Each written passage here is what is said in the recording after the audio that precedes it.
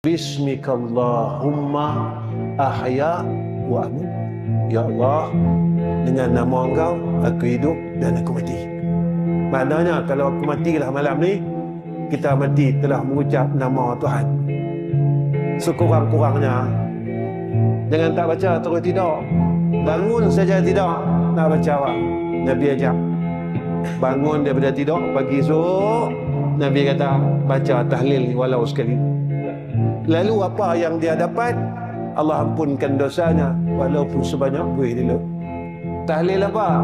Saya baca sekali.